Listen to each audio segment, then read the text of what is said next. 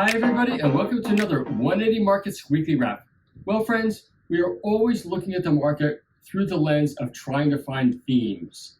And right now for us out there, it is a little tough to find truly one theme to stay on top of. But for starters, one idea that we do see out there is selling the large cap banks and buying the large cap resources companies. Now this is unusual for us, but when we look at it, we see bad debts potentially rising, and on the commodity companies, production cash flows are going to be huge. But this is something that we are looking at. Now, more in the usual space of capital raises. Shaun, what did we see this week in cap raises? So we've seen Barden hit the market again. Yes. I know you followed Barden pretty closely, and we did take the last raise where it went on that nice run. Yes. Do you reckon it'll do the same? Yeah, Alex has been a machine, and more importantly, Shaun, he has a roll-up strategy in South Australia. And for people that don't know, South Australia has as much gold as WA. Now, Greg, another raise today is YUG. I don't even know the name of the company, but I've just got a memory of the company, the stock. They were trading at 1 cent, I reckon, 12 to 18 months ago. Yes. You could have got as much as this as you want. I actually think they went below a cent.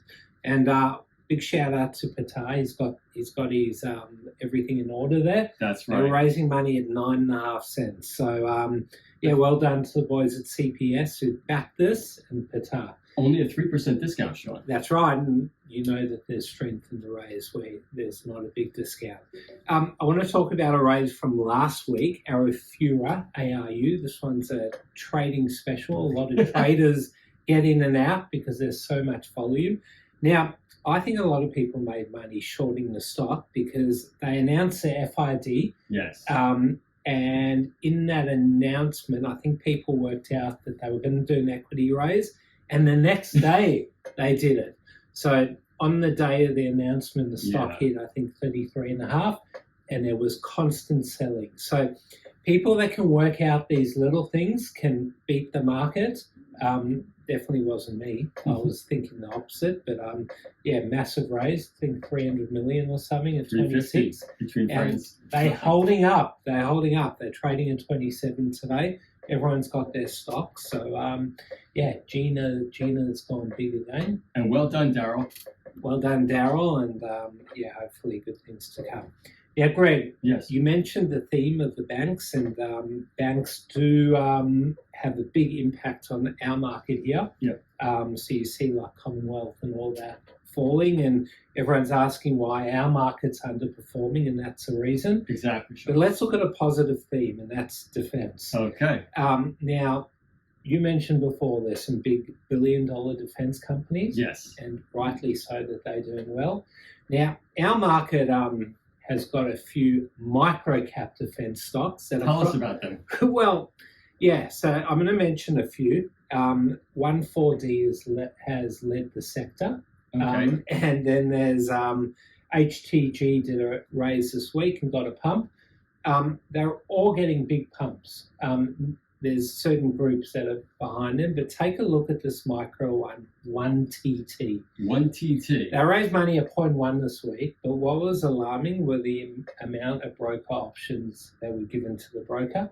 Normally when we ask for broker options, we get laughed at. But yeah, that's been an amazing performer, and I reckon long term, I don't know if they're going to go and fulfill the market's dreams, but yeah, that'll be interesting. Movers, there were a few. Greg, which ones did you see? Well, Inventus, another company that raises a lot of cash. There is some speculation that there is good news coming, number one. And the second one, WEC, this morning, they made a coal acquisition. And even though obviously we're in the age of clean energy, we do need energy, Shaun, and it's very accretive. So that looks good as well. And finally, another big mover, Merrill Gray, congratulations, Antiotech, ADO, which is a company, Shaun, that we did co-manage a capital raise for at, I believe, around 1 cent.